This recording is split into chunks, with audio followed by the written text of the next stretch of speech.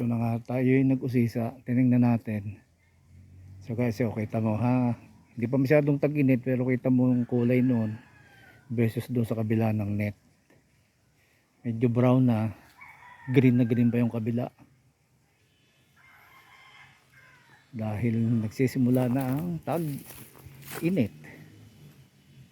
Yan o. Medyo hindi na masyadong green eh. Nagba-brown na siya. Pero pag tinignan mo doon sa may bakod, green na green yan. So yun yung ating gagawing kumpay pagka ito ay naubos na. O pwede ding alpasan sila. May mga kumpay tayo dito.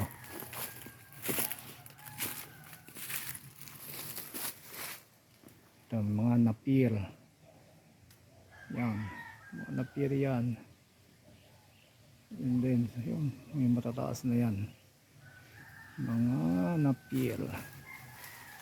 Plus ito. Itong ating mga indigo pera. Yan. Matataas na yan. Pwede yung kumpay. Mayaman ito sa nutrient. Itong indigo pera.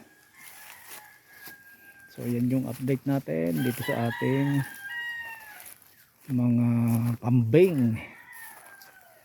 So ito pa yung ating kuwan. Pakita ko sa inyo yung pier pa.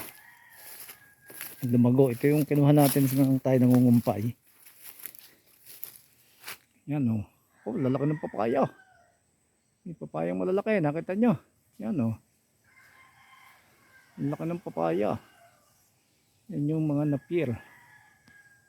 Nakinuha natin. Matibay siya sa kuwan. Kumpara doon sa binili kong ang mamahal.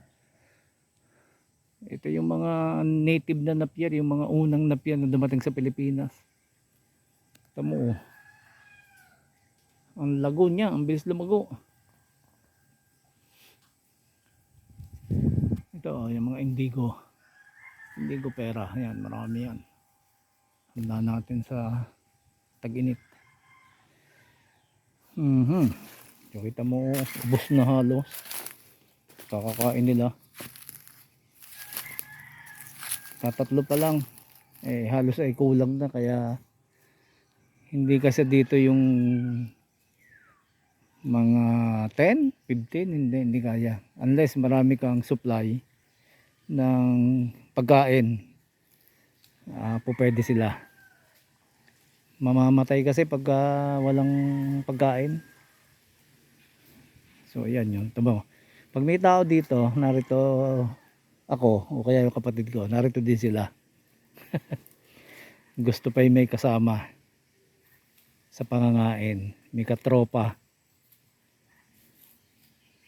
So yan yung ating alagang kambing. Kaya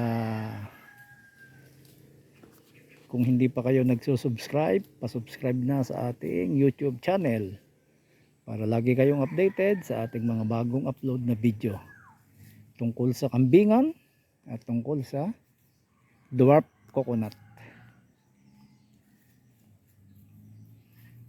Bye bye.